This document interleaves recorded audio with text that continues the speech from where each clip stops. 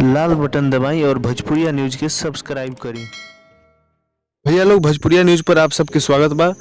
आज हम शाहरुख खान वर्सेस खेसारी लाल के वीडियो बनावे खातिर वीडियो बनावत तनी। तो देखिए, शाहरुख खान के बारे में पहले बताएं, मगर बाद खेसारी लाल यादव के बारे में। तो देखा जाए शाहरुख खान के, तो इनकर मुंबई में बहुत ही बड़ घर बा और इनका बहुत ही ज़्यादा गाड़ी बा।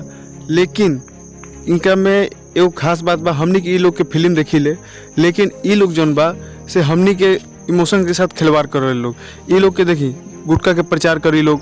अब ई लोग के हम फैन बनी तो हमनी के ई लोग के कितना आदमी आइडियल माना ले, ई लोग के देख के ई लोग जैसे बने कोशिश कर ले। तो ई लोग गुटखा के जब प्रचार करी तो ई लोग के दर्शक भी तो गुटखा खाई।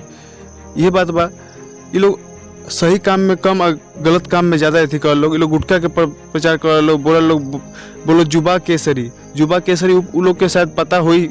हाँ, तो भैया तो पता हुई, ऐसे थोड़ी ना कोई भी वीडियो बना दी, मतलब कोनो चीज़ के प्रचार ले ली। ये लोग गुटखा के ले लोग एडवर्टाइज कर ले लोग। और वही खेसारी लाल यादव के बात लेवल जाए तो हमनी के खेसारी लाल यादव बिहार के बहुत ही बड़ सुपर स्टार हवन।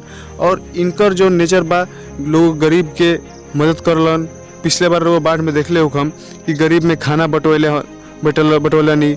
ओकरा बाद हर गरीब के घर घर जाके खाना बंटवावल, रहे की व्यवस्था कैल।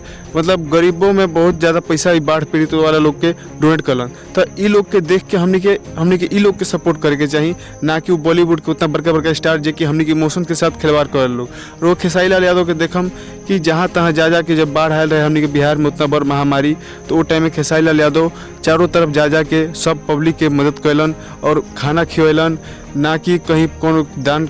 चारों तरफ मतलब दान पुण्य एक से एक अच्छा काम कैलन। तो हमने इनका से सीख लेवे के चाहिए और कोशिश करे के चाहिए कि इनका के अपन आइडियल माने के। और जितना छोट नीच मतलब छोट से इतना ऊंचाई तक गए हों खेसारी लाल यादव, उसी तरह से हमनी के भी ऐसा सोच रखे के चाहिए और इनका के एगो आइडियल के तरह मान के इनका के फॉलो करे के चाहिए, ना कि उसमें बॉलीवुड स्टार के जौन की गुटखा के प्रचार करे, तंबाकू के प्रचार करे, दारू के प्रचार करे, वैसा स्टार के प्रचार मतलब सपोर्ट ना करे के चाहिए। चलिए, जय हिंद।